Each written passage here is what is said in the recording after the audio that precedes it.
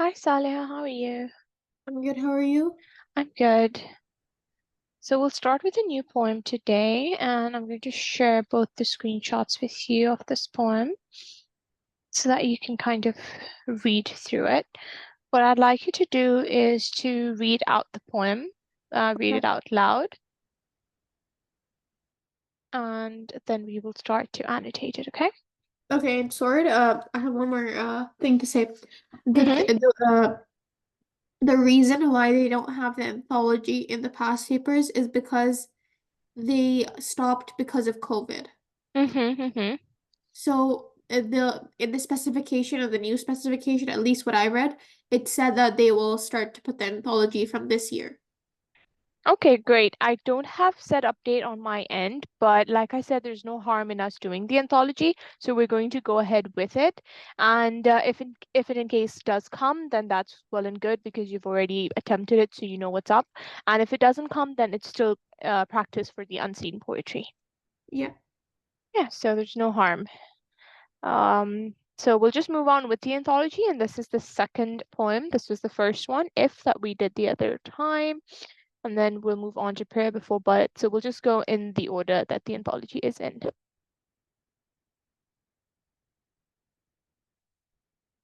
Okay. Right, go ahead. Can you please read it out loud? Okay. I'm not yet born, oh hear me. Let not the blood-sucking bat, or the rat, or the stoat, or the club-footed gull come near me. I'm not yet born, console me.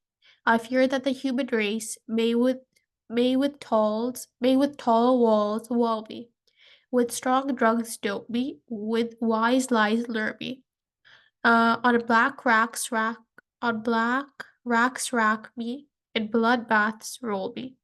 I'm not yet born, provide me with water to dandle me, grass to grow for me, trees to talk to me, sky to sing to me, birds in a white light at the back of my mind to guide me. I'm not yet born, forgive me, for the sins that in me the world shall commit, my words when they speak to me, my thoughts when they think me, my treason endangered, my traitors beyond me, my life when they murder me, my life when they murder by means of my hands, my death when they live me. I'm not yet born, rehearse me in the parts I must play and the cues I must take when old men lecture me, bureaucrats hector me, mountains frown at me, lovers laugh at me, the white waves call me to folly, and the desert calls me to doom, and the beggar refuses my gift, and my children curse me. I'm not yet born. Oh, hear me.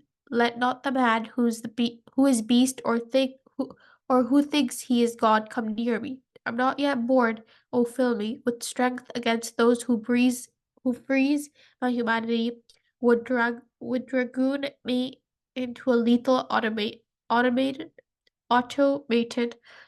would make me a cog in a machine, a thing with one face, a thing, and against all those who would dissipate my entirety, would blow me like a thistle down hither and thither, or hither and thither, like water held in the hands, would spill me. Let let them not make a stone, and let them not spill me, otherwise kill me. Sorry for reading so bad. I'm a bit sick today, so It's okay. I could hear it in your voice. Don't worry about it. It's fine. It happens. Okay. So having gone through the poem, can you tell me what you have understood what the poem is about? What do you think is happening?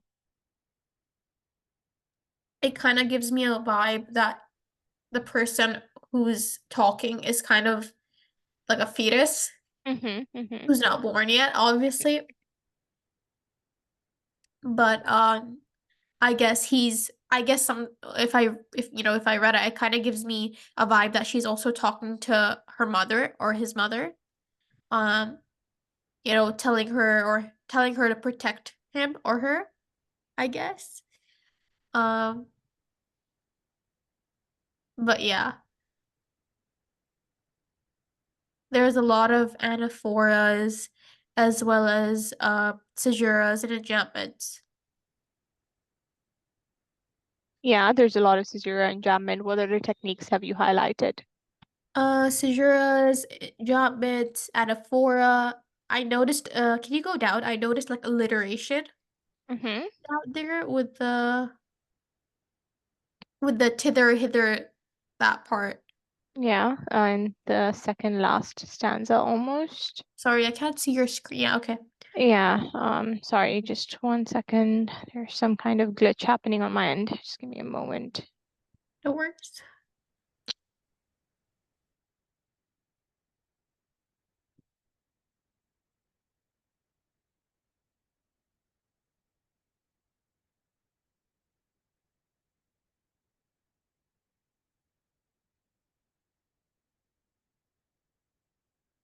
Sorry, I'm just going to restart my OneNote. No worries.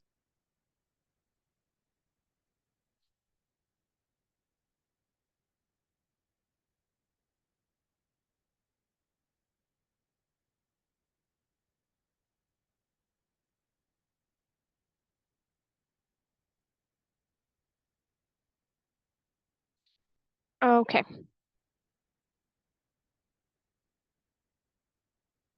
All right, so let me scroll down for you where you said you wanted the tither hither. Mm-hmm. Yeah, so I noticed, sorry. No problem.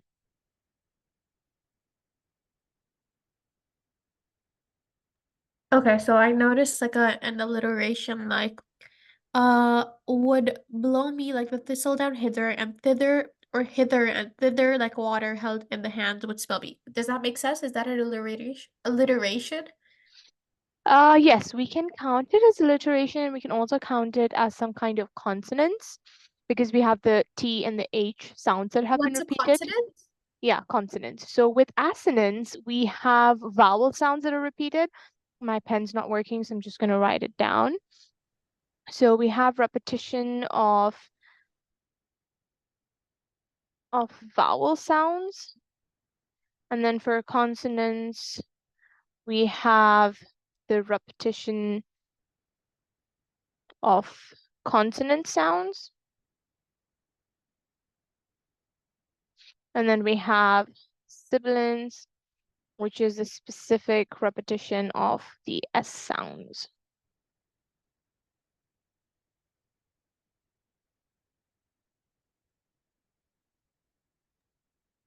Okay.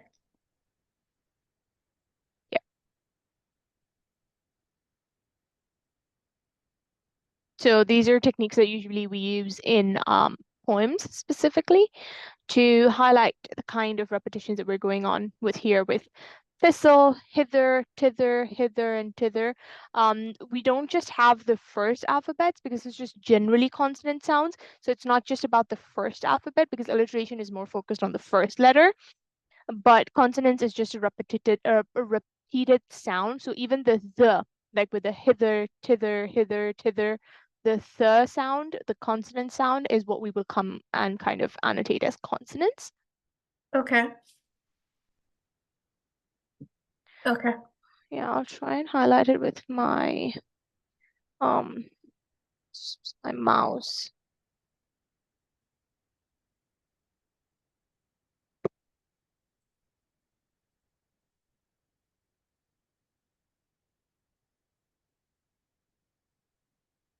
So alliteration is more focused on just the first letter of the word that kind of follows each other consecutively, but consonants is just any repeated consonant sound, or Okay. assonance for vowel. Okay, got it. Mhm. Uh, can you make it a little bit smaller if you don't mind? Make what smaller? Like the poem so I can kind of see the whole structure. Oh, the reason why I've done it this way is so that it's easy for us to annotate, because if we make it too Okay, no small, we won't worries. be able to write on it. But I'll send you the link of the poem later on Sure. so that you can access it on your own. So yeah. Yeah, so I noticed that again, there's a lot of anaphors of I'm not yet born, but in the, at the end, I think it says can you go down a little bit? Mm-hmm. Uh, yeah, okay, never mind. Yeah, there's a lot of anaphors, I guess.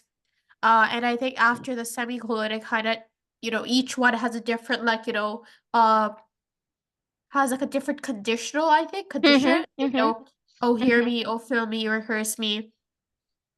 protect it, basically forgive me. It kind of gives us like, a protection kind of like, before I'm born, do all these things, or after I'm born, protect me, forgive me, hear me, keep me away from this, or I guess just like, in terms of, when I'm here, take care of me. Mm-hmm. So it's like a different context or like a different ideology in each different stanza. Yes. Mm-hmm. What else? Uh, wait, can you go up? Let's start. I want to start from the first stanza. Sure. Okay.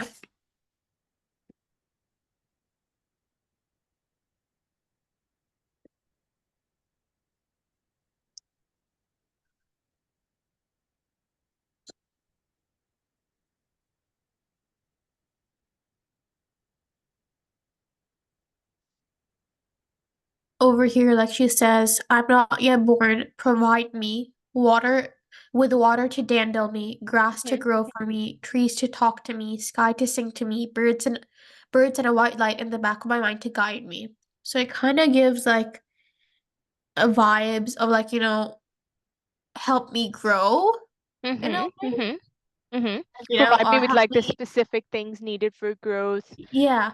Mm-hmm. And I think she said these specific things, but it kind of indirectly kind of tells us like the real things that are in the world. Like if she says like grass to grow for me, it kind of gives me a vibe of like food or Yeah. Mm-hmm. water. Mm-hmm. What does dandle mean? Well, water to dandle me is again just kind of like growth, but if we want the exact meaning of dandle, just check. Dandle actually means um to move up and down in a playful way. Okay. So I guess it's just to do with growth, like with water to dandle me, to allow me the Yeah. energy to move about. Yeah, I guess. Yeah, that it says trees to talk to me, which kind of says, entertain me, guide Mm-hmm, me, I mm-hmm. guess, in a way, guide me so that I can grow into a better person. Um, Just to kind of also hint at the fact that you don't want to be lonely in life, to have someone yeah, with you at all times. yeah. So I think this is kind of like a parent love relationship, you could kind of say, I guess. Mm-hmm, Like one of the themes could be like, parental, like child and parental relationship. mm-hmm. Um, sorry, just give me a second. I see to blow my nose really quick. Yeah, no problem.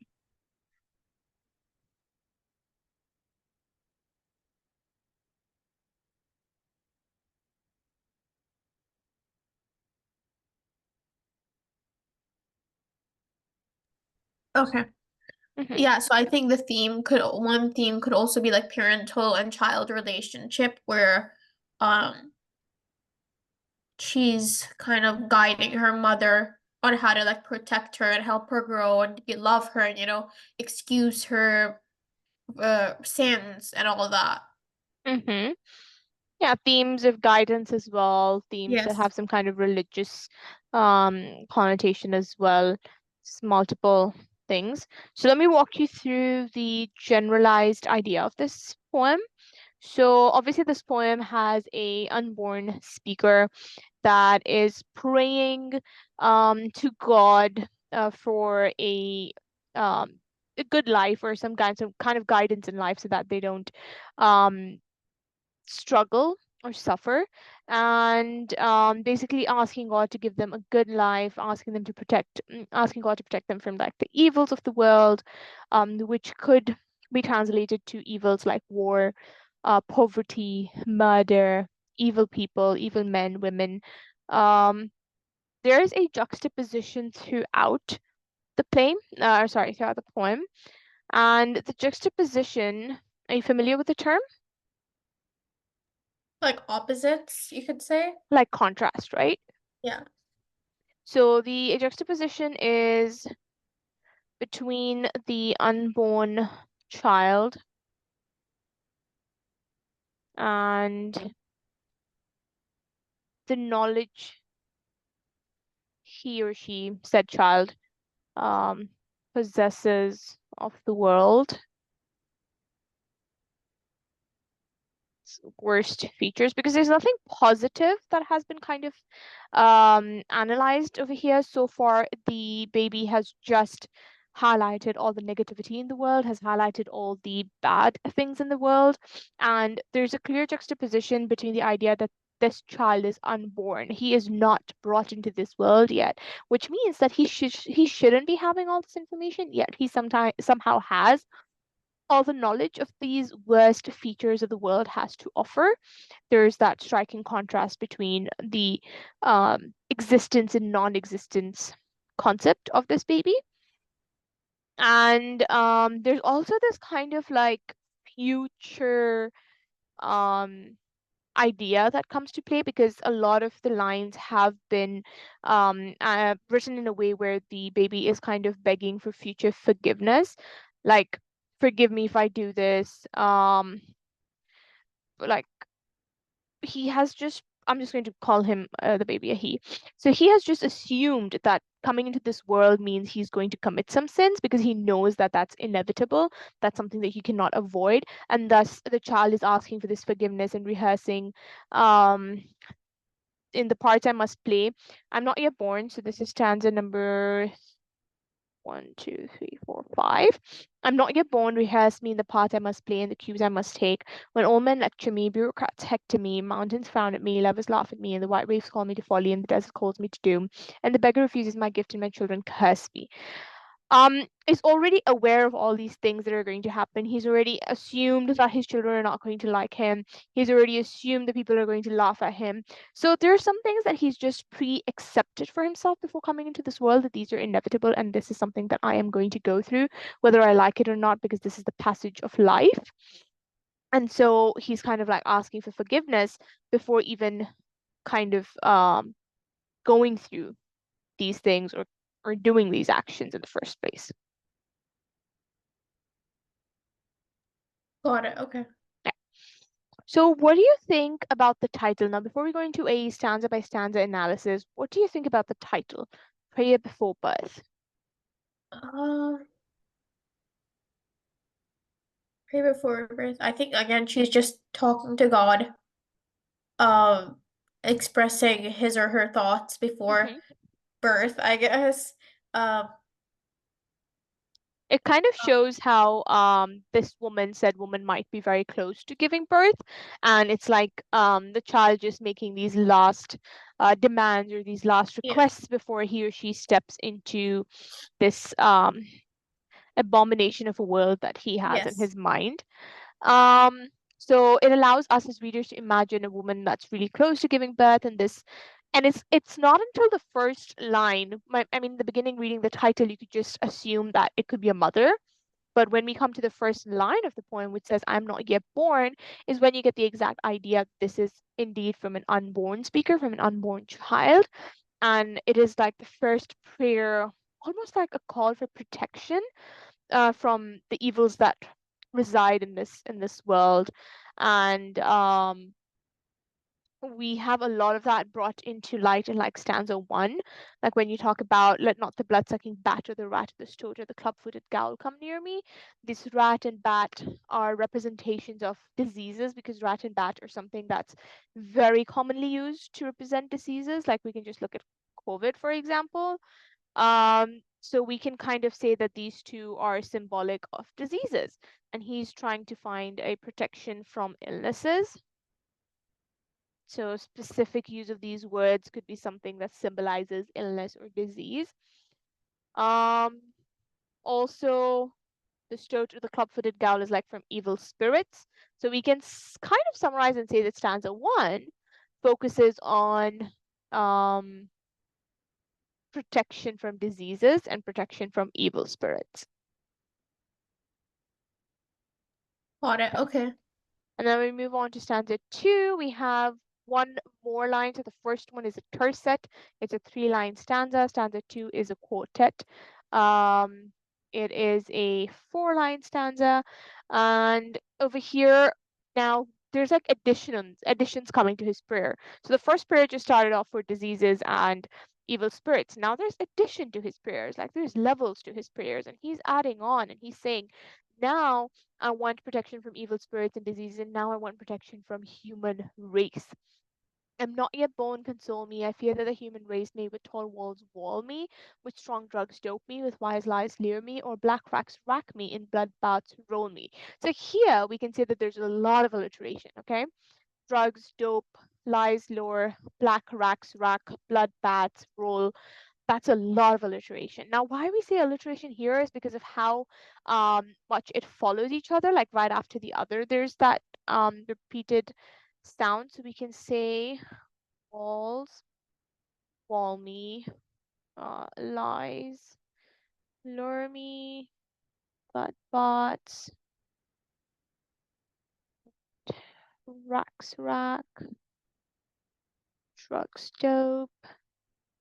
All of this is alliteration, but in the same way, we can kind of categorize it as um, consonants as well, because we have the repeated sounds of R throughout, which we have it in lure as well. We have it in drugs. We have it in racks. And then we have the repeated sounds of the as well. Here we have the repeated sounds of W. So other than alliteration, we can say there's consonants as well. Now, whenever we do consonants, alliteration, or assonance or anything like that, we will not count any kind of articles like a and the. We will not count conjunctions or connectors or pronouns. It's actual words that we will count into that, okay? Sure.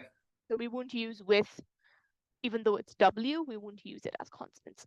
We can, however, if we want to categorize it as consonants, it's more like saying that the continuous use of W, or the continuous sound of W, creates emphasis.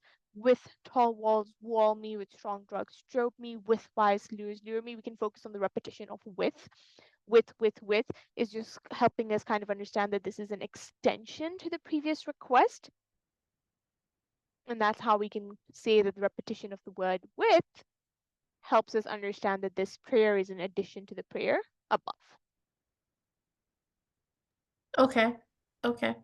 So this paragraph, or this stanza, like I was saying, is asking for protection from addiction, protection from war, which is again two very strong concepts.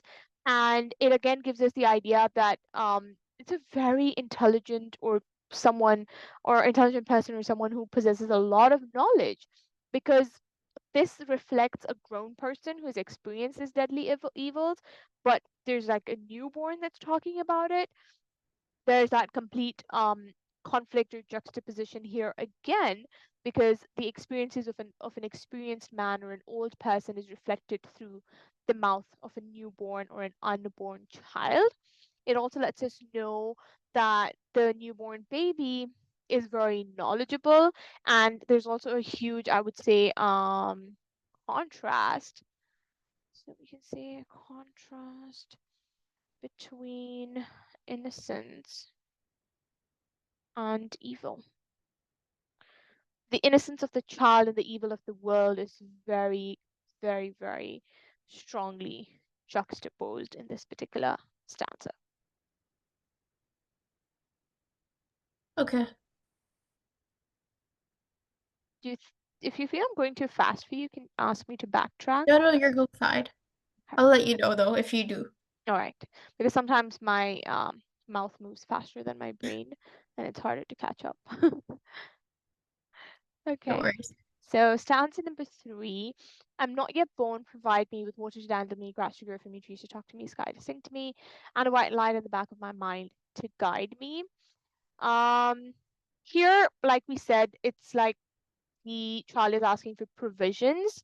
The child is very aware that there's poverty in this world, so he's asking God to not let him live a life like that. He knows that poverty is one of the worldly evils, and that's why he wants water, and he wants food, and he wants, someone to be there for him, and have the wisdom to survive. And he understands that this is something that is very possible for him to endure when he comes out to um, the world. So we can say one of the worldly evils. And when we come to stanza 4, I'm not yet born, forgive me, for the sins that in me the world shall commit. My words when they speak to me, my thoughts when they think of me, my treason engendered by traitors beyond me, my life when they murder me by means of my hands, my death when they leave me. So over here we can see a very kind of dismal view of humanity. He already knows that humans are going to take advantage of him, and he is asking for forgiveness preemptively, like even before um doing the wrongdoings. He knows that it's something that he is not going to be able to avoid once he's in the world, so he's asking to be forgiven in advance. And the author, and in this case we can say the author is already aware that no human being has the power to avoid sin, which is why there's this preemptive nature of asking for forgiveness for the sins that he's sure that this child will be committing, even something as extravagant like treason or murder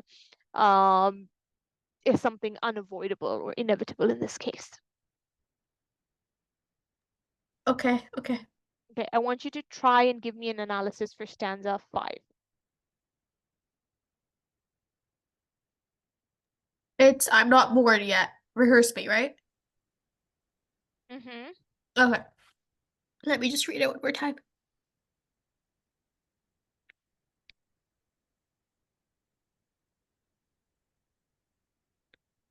I think this kind of sorry. What's No problem. Take your time.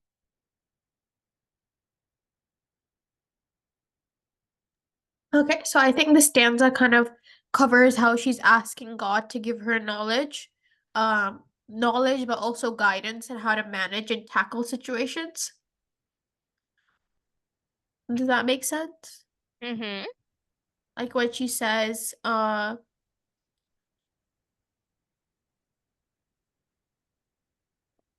she says, and my children's curse me. So I think it kind of tells me that she's, and the parts I must play and the cues I must take. So I think this kind of tells me how she's asking God for guidance in telling her how she must, she should fit into her role or his role in life, I guess. Okay. So again, this stanza we can just kind of categorize it as guidance. Okay. Um, in the parts I must play, in the cues I must take when old men lecture me is just about how he knows people are going to be there to provide him with ideas and opinions, and they're going to make him want to do things their way. They're going to want to make him their puppet. So he's asking God to guide him with his own wisdom and kind of like know who is wrong and who is right, the ability to differentiate between the rights and the wrongs, and he desires to know like what's right and wrong from God himself instead of people. That's why he's praying to God. And the desert calls me to doom, and the beggar refuses my gift, and my children curse me. There's again mountains frown at me. The poet has brought in the idea that sometimes even nature might be against him. Okay. And so it's kind of like asking him what to do when even nature, along with humans, have turned their backs on him. So asking for strength. So we can say asking for strength and endurance. And he's also asking for guidance when beggar refuses my gift and my children curse me. Again, he's very aware of the fact that sometimes children turn away from their parents, and that's like a very good possibility that this could happen to him. So he's preemptively again asking for guidance and protection on what to do when this happens to him. So generally asking for strength and endurance to to endure life. Hmm. For strength, so we can say for strength to endure life through all these hardships. That's what we can kind of say that it is. Okay, got it.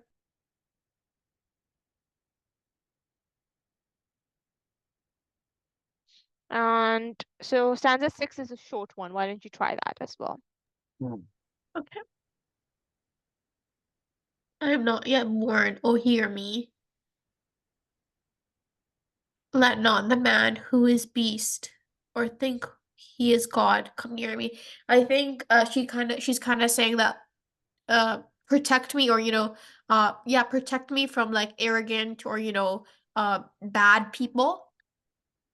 Because when she says, "Let not the man who is beast or thinks he is God come near me," I think when we say a person who thinks he's God, I kind of get a vibe of a person that's arrogant and ignorant and thinks a lot about himself, like narcissistic, I guess. So I think what she's trying to say here is, keep me away from these type of people. So again, here there's like the idea that we get this unborn child is well informed about the nature of humankind, and he's trying to, again, like you said, asking God to keep him away from humans who would um in a way resemble the beast, or would be in a way um out there to harm him. So he wants guidance to not be surrounded by people who cannot control their urges, their instincts, and those who think that they're God. So he just wants to be with people who are more like humble and not egoistic, and basically people who don't give into temptation. Okay.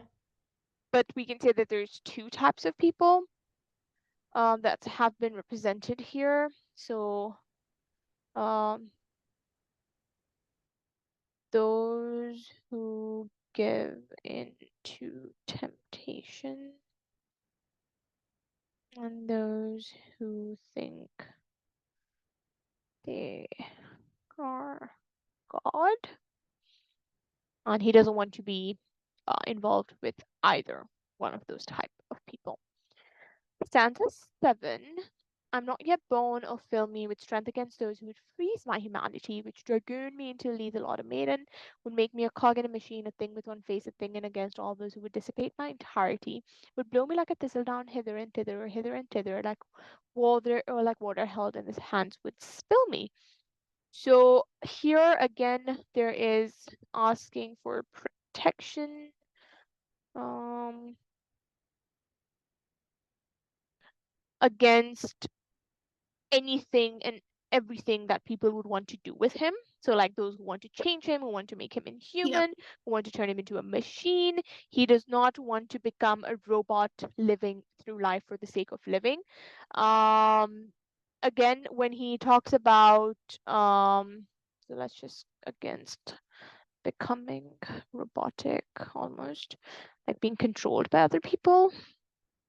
I have a question. How do you know it's a boy? Like, did it say anywhere? No, I'm the one saying it. Like instead of saying the Oh, okay. unborn child again and again, I've just decided to call it a he. But Okay. yeah, Okay. because it's just easier. And I'm also using he, I think because the author is a he. Yeah, Louis MacNeice. Okay. Okay. So just to kind of like make it easier on the tongue instead of saying he, she, or the unborn child again and again. Yeah. Yeah. So protection against becoming robotic or being controlled by people. Um, when we're talking about this, a thing with one face, a thing, and against all those who dissipate my entirety, he's making a reference to war and how he doesn't want to become someone who is part of this, and shows this kind of hatred towards the idea of war as well, because he doesn't want to be something that is so indifferent to society or indifferent to the wrongdoings. And he does not want to become a lethal automaton, which again something that kind of kills and something that's kind of heartless. He wants to be protected from becoming heartless. So we can say he does not want to be heartless. or indifferent. He wants to be someone that feels and resonates with the sufferings of society. And now the final stanza is kind of, we can say it's known as a couplet because it's a two-liner Yep. stanza. And this is protection against death or against being killed. He I does guess it not also want, kind of gives me like a vibe of like, don't make me don't make me like a very cold person. I guess does that make sense? Like let them not make me a stone. yeah, Like, it kind of gives me let me be someone who has my feelings yeah, intact at the end of the yeah, day. Hmm, yeah. good. So he wanted to remain pure. He wanted to be protected from every kind of evil. And obviously, this And I stanza think is very ironic. Sorry, go ahead. sorry, I think in this line as well, and let them not spill me, it kind of gives me a vibe where he kind of is kind of saying that don't let them break me, you know? Good, good, good. And he's saying otherwise kill me, I guess. In a way we can kind of see that, it kind of gives you like a biblical type of like vibe where they know not biblical but like any religion, bad things are bad. But I think Mhm. over here when he says let them not make me a stone, which is bad, and let them not spill me, so which is let them not break me, otherwise kill me, which says, if I become like a bad person, then do kill me. Does that make sense? Because I Yeah. deserve it in some way. Exactly, exactly. It's like protection from not being killed by them or not becoming into this thing that he's so scared of. He wants to be protected from being turned into this thing that he greatly fears. And if in case he says that this happens to me, please kill me, which is where I Yeah, brought in the entire irony that he's asking to not be killed, or he's asking for a life that he hasn't even been born into yet. So he's talking yeah, about death before even coming into this world, before even being yes, brought into this world. And this kind of highlights, um, we can say this highlights the fragility or the fragile nature of life. For him to, beg for something that he doesn't have at yeah, all. So again, the whole poem is very juxtaposed with innocence versus evil, and the author has used, or the poet has used, this baby as a representation to make people aware of the evil in the world. Again, just asking for this multiple protections and these pleas. We can kind of say these are like pleas or like beggings, um, to keep him pure, to keep him innocent, to not let the evil around the world kind of taint him. yeah, yeah. Hmm. What can we say are the themes of this poem? I think it's again guidance, um, as well as Why am I saying religion is because obviously this is a prayer to God. So yeah, obviously it is very religious. as well as guidance, protecting, again, protectiveness, guidance, religion, theme could be power in some way, in a way where, the person they're not even born yet, but she or he thinks that they have the power to, ask God for all this. Does that make sense?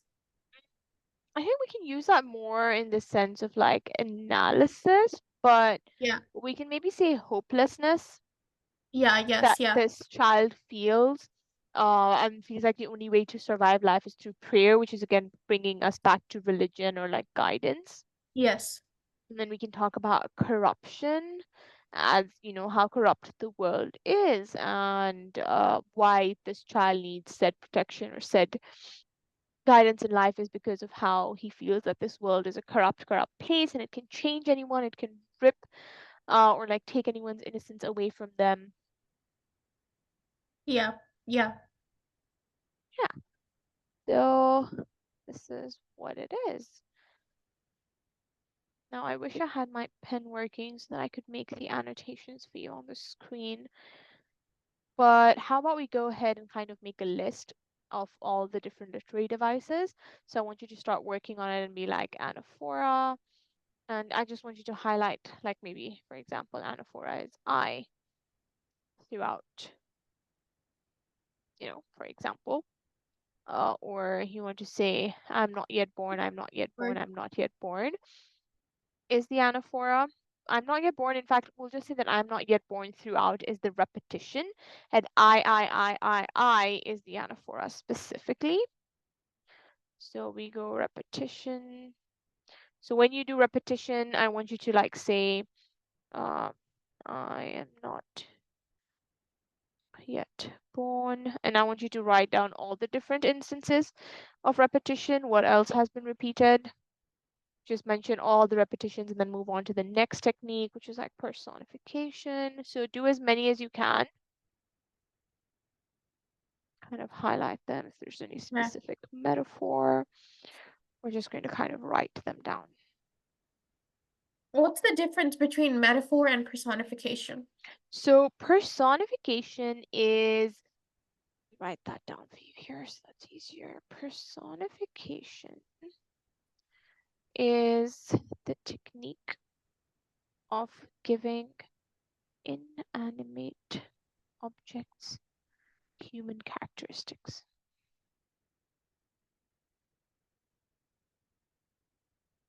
For example, when we say that the wind was whispering, the wind can't whisper, humans can. The wind is the inanimate object that has been given the human characteristic of whispering. When we say the stairs were groaning under my weight, the stairs is an inanimate object. Groaning is a human characteristic of, groaning in pain. So Got it. inanimate objects or objects, human characteristics, which could be, mountains or nature or anything like that. And then when we come to metaphors, so metaphors and similes is where the confusion usually lies between. Are you familiar with what a simile is? Yeah. Sentences or phrases that have the words like as. Hmm. So now metaphors is a figure of speech in which a word or phrase is used to describe an object to which it doesn't directly apply. So when we say he is, so when we say simile, Yeah. he is as brave as a lion. When we say metaphor, we say he is a lion. Okay. Okay. Got it. Okay, so the lion is used to signify how this person is brave, but without using as or like, it doesn't count as a simile. So we're kind of comparing someone or something to something that it's not really applicable, but metaphorically it gives a kind of meaning or a kind of connection. Got it. Okay. For example, how we say I'm a couch potato means that I'm lazy or I like to lounge and relax, or she Yeah. has a heart of gold, or the party was bomb, meaning the party was like amazing. Yeah. So metaphors is like a lot of what's the current people call Gen Z, millennials. Yeah. Yeah, that's a kind of slang that we, everyone uses today. It's very metaphoric all the time. Okay. Got it. Okay.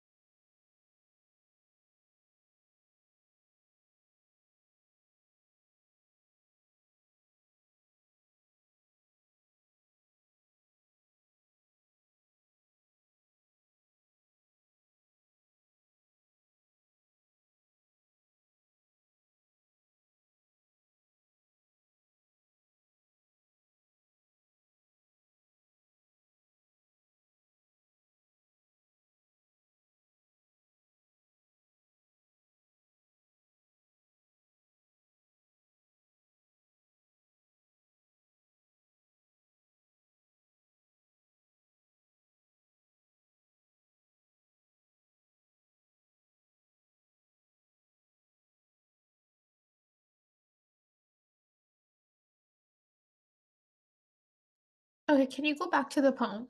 And anaphora is the beginning of the sentence, right? Yes. Okay, okay.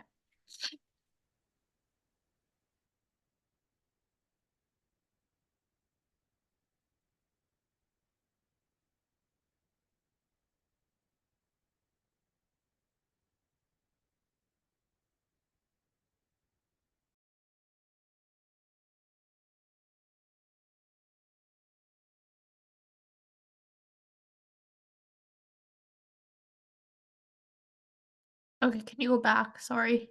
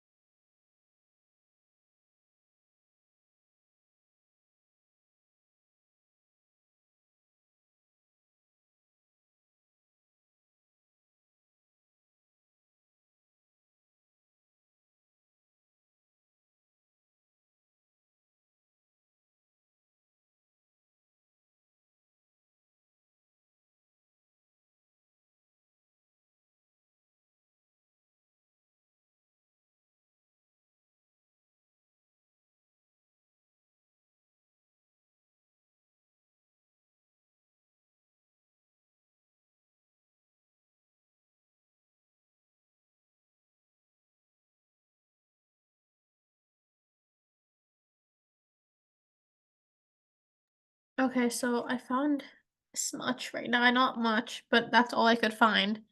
Um, was again the repetition of the anaphora of I, but also the repetition of again I'm not yet born yet. Do you But have I like also a picture of, like, have you written it somewhere? Have you typed it? If you've typed it, you can share it with me. If you've written it, you can try and take a picture and send it on Zoom.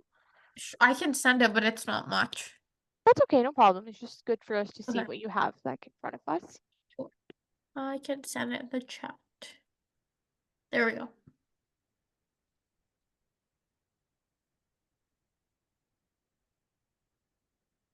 Okay.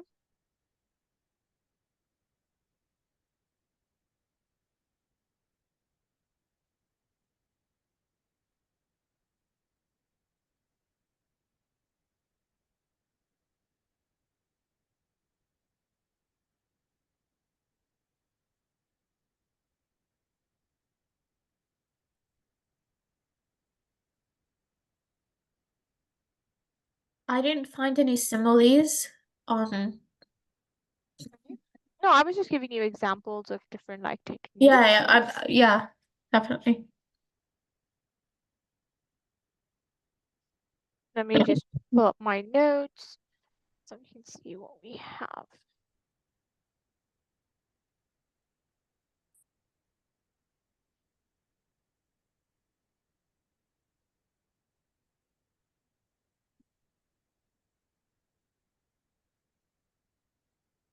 Okay.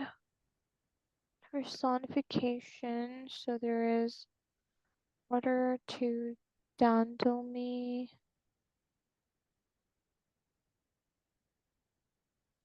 And trees to talk to me. Mhm. And then we can say mountains frown at me.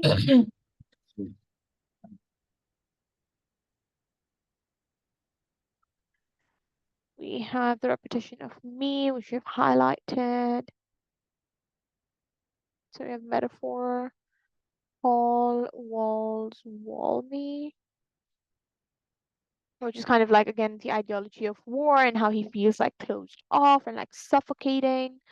We have short sentences, like otherwise kill me with the last one.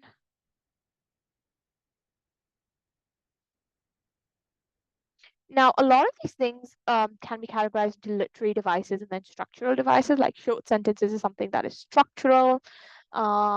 Juxtaposition, caesuras, enjambments, all of that is structure. We call it structure. And then we have euphemism. Are you familiar with the word euphemism? No. So euphemism is like a polite way of putting things. Where you don't want something to be as direct, you say make me a stone, which is basically the politer way or the nicer way to say kill me, which has been directly stated later on, but that first statement, make me a stone, is just like, where you're buried and you have like a gravestone. So it's like a euphemistic way to highlight that you want to be killed. Then we have a simile, which we can say like water held in the hand would spill me. Again, over here, we can say that this is euphemism as well, because spill could also be a euphemism for death. Metaphor, tall walls, wall me. We have make me a cog in a machine. Um, with repetition, we have hither and thither, or hither and thither.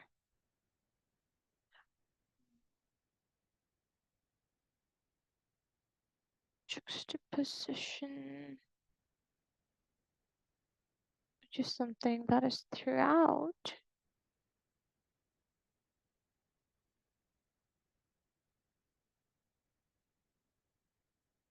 but then it's also there in children.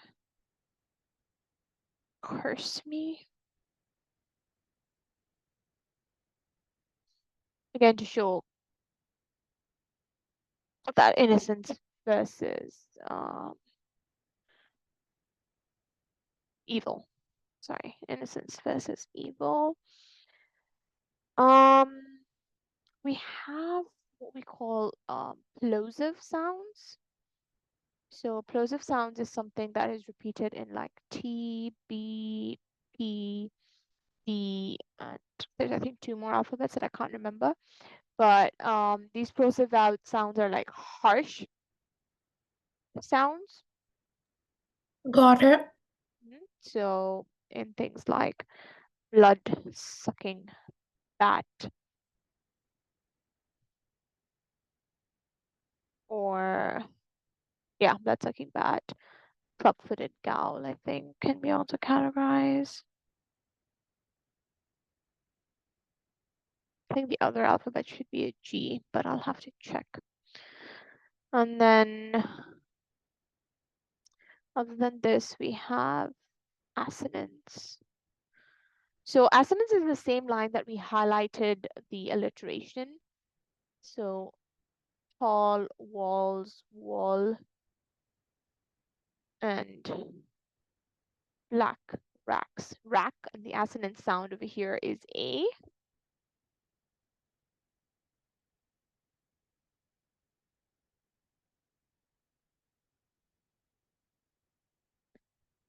And then we have an oxymoron. Are you familiar with an oxymoron? Would it be opposite ideas? Yeah, so where juxtaposition is something that's more all-rounded, like something overall, like juxtaposition is like the overall idea that has been contrasted or conflicting. Oxymoron is more about 2 contrasting words placed side by side. In this case, wise lies. Got Like it. lies are, something of betrayal, and at the same time we're calling lies to be something, of wisdom. It doesn't make sense. Got it. Okay. Yeah, so these are just a few. I should be able to come up with a little bit more, but I'll leave that for our next class on Monday. Try to Sure. get my graphic Sure. and then we'll try and make it a little bit more interactive, and I'll be able to kind of write on the screen, so make it a little bit easier. Sure. So I'll share this document with you to avoid repetition. I'll share it with you overall, like once we're done with the entire poem, then I'll share the PDF with you. That will avoid you having like multiple files of the same thing. Got it. Okay. Perfect. So we'll pick this up on Monday then. Do you have any questions so far for today? No questions. No. Okay, so I'll see you Monday. See you. Okay. Bye. Have a Take good care. Enjoy weekend. your weekend. Bye-bye. You too.